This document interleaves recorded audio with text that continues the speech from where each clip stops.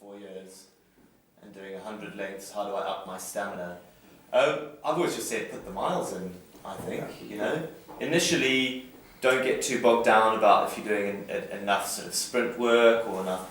You still want to enjoy it, I say. So when everyone says, I haven't done anything or I want to get into swimming, I haven't swum ever, go out and try and enjoy it. Don't think too much. Get in the pool, do some lengths. And don't overdo it. And don't overdo it. Just enjoy it for the first few times. And then up it. Build it, up it. And then every day, just do more and more mileage. Mileage makes champions.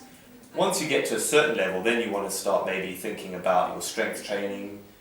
So you do some sprints as well as some just slow, long and steady. I often spend a lot of time in the gym, on my shoulders especially, just to strengthen my shoulders. Doing weights certainly helps with your sprint work and that sort of thing. You don't want to overdo it and get too bulky because then you sink. And I think what was interesting, you were saying earlier, is you learn when you run your big swim, you learn to ride with the waves. Yeah, exactly. So you're relaxed. Yeah, completely. And of course, the more relaxed you are, it's not like standing up. You don't have to keep balance. In the water, you can relax completely. Yeah.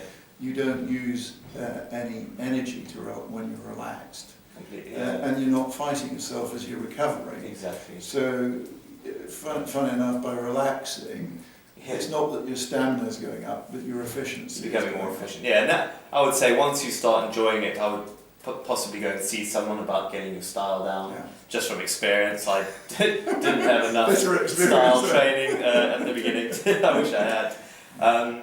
And once you learn to relax and use the recovery, your stamina will go up straight away. I think there's one technical tip I would say to any swimmer. If you're swimming freestyle, really think about it. It's if you're throwing a ball, you flick your wrist at the end of the throw.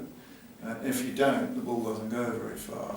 Where if you can think at the end of freestyle, it's about flicking your wrist at the end, so you're getting a real follow-through on it. Completely. And of course, again, that's not about stamina, it's just improving very slightly the propulsion of each stroke. Yeah, your most important part of your stroke is the bit where you're pushing yourself forward. That first bit can be pushing water just to the bottom of the pool, So it's that part, that last bit there, and as you say, if you can just but when you learn to swim, of course, it's this bit here. Well, exactly, yeah. Survival, I've got to breathe. Yeah. And it's, when you're thinking about it, what are you thinking about? I'm thinking about pulling here, when actually most of the power and the thrust is towards the back. Sometimes I'd get really tired with my shoulders, so I'd actually literally do no strokes. I'd actually drop my elbows, both of them, on each stroke, cut the water with my arms, so I was doing nothing, and then only from here I'd push down, just to use different muscles, use my triceps a bit more, just to give my shoulders a rest. Obviously it's not the most efficient, but